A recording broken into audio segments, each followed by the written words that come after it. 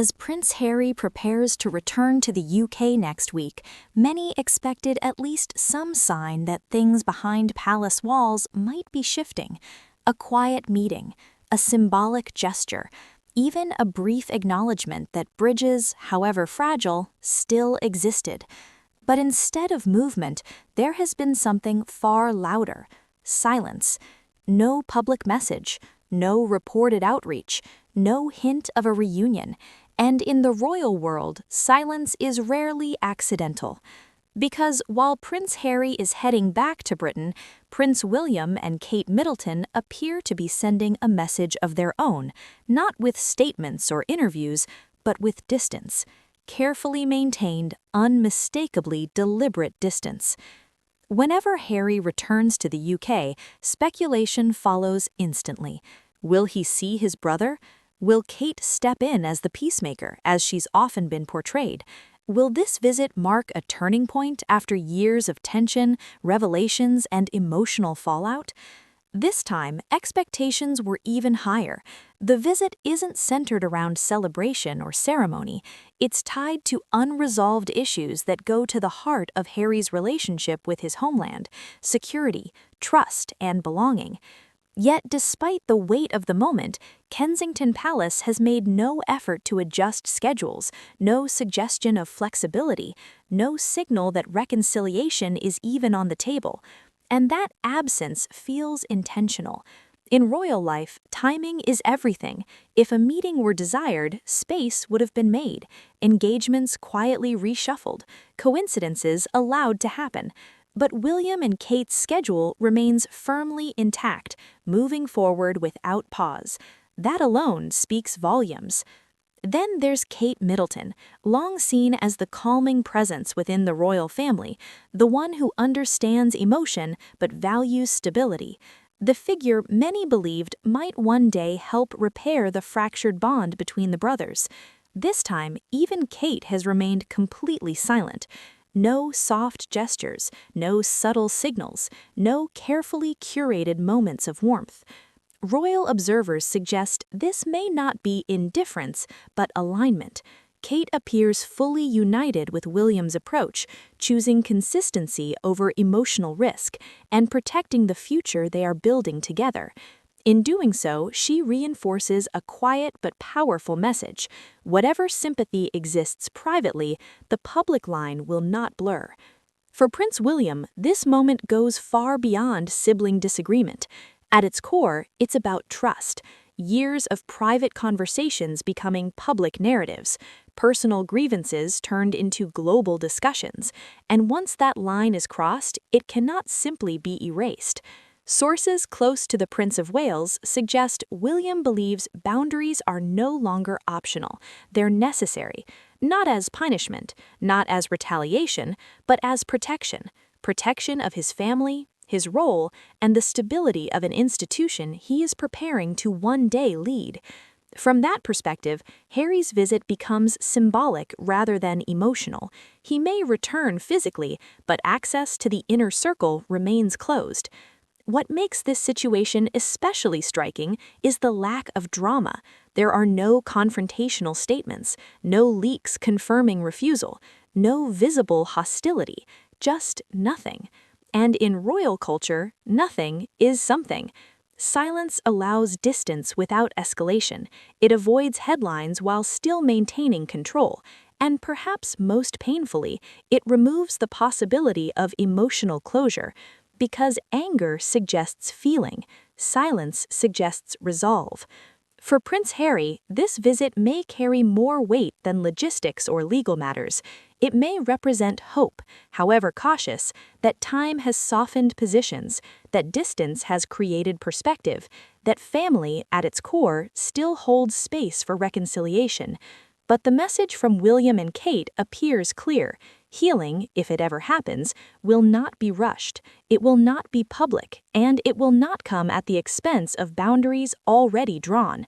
Many royal experts believe this marks a shift, not a phase, a new normal where Harry and Meghan exist outside the operational core of the monarchy, while William and Kate focus firmly on the future rather than reopening the past.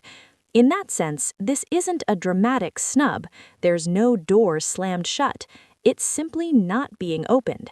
As Prince Harry arrives in the UK next week, the lack of a reunion may end up saying more than any meeting ever could, because sometimes the most powerful statements are made quietly. And what makes this distance even more striking is how carefully it's being maintained. There's no accidental overlap, no shared space, no moments where cameras might catch an unexpected exchange. Every movement feels measured, as if the goal isn't confrontation, but control. Control of narrative, control of boundaries, control of what the public is allowed to see. Because for William and Kate, this isn't just about the present, it's about the future. A future where every gesture, every reunion, every photograph sends a message far beyond the family itself. And right now, the message they seem determined to send is one of stability, even if that stability requires emotional distance. Behind the scenes, royal insiders suggest that trust remains the central issue, not anger, not jealousy. Trust. Once private conversations become public records, once family struggles are discussed on global platforms, the rules change. Rebuilding that trust isn't about apologies or time passing, it's about proving discretion, and until that happens, silence becomes the safest option. Kate's role in this moment is especially telling.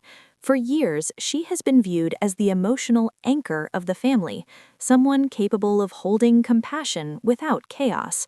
But her decision to remain publicly disengaged suggests something deeper than neutrality. It suggests choice, a choice to protect her children from uncertainty, a choice to shield her marriage from reopened wounds, a choice to prioritize calm over conflict. And that choice reshapes everything. Because when Kate stands beside William in silence, it removes the possibility of internal division. There is no good cop and bad cop dynamic. There is simply unity, and unity within the royal framework is power. For Harry, this may be one of the hardest realities to face. Not rejection, but exclusion. Not confrontation, but quiet separation. The absence of reaction forces reflection, and reflection can be far more painful than argument. Some observers believe Harry's visit could still carry private moments unknown to the public. A brief call, a message passed through aides, a door not fully closed, just guarded. But even if that's true, the public narrative remains unchanged. Distance first, reconciliation later, if at all. And that if matters, because the monarchy isn't built on emotion, it's built on continuity, on predictability, on removing personal conflict from public duty. William understands that deeply, perhaps more than ever before. His role now isn't just brother or son, it's future king. And future kings don't act impulsively, they act carefully. This is why this moment feels different from previous visits. There's no sense of uncertainty, no back-and-forth speculation fueled by mixed signals. Everything feels settled, calm, firm. And calm firmness can be immovable. What's also changed is public perception. Where once audiences hoped for reconciliation, many now expect distance. The narrative has shifted from when will they reunite to why would they? That shift alone suggests William and Kate's approach is working, because silence doesn't invite debate, it ends it. And perhaps that's the ultimate strategy here, not to punish, but to move on, to create a reality where the absence of conflict becomes normal and emotional separation fades into routine. As Harry walks through familiar streets and enters familiar spaces, he does so as someone changed and someone returning to a family that has also changed. The years apart have reshaped priorities, identities, and expectations on both sides. What remains now is not anger, but distance, not drama, but definition. And as long as that definition holds, any future reunion will require more than timing, it will require transformation. Until then, the silence remains. And in the royal world, silence is never empty.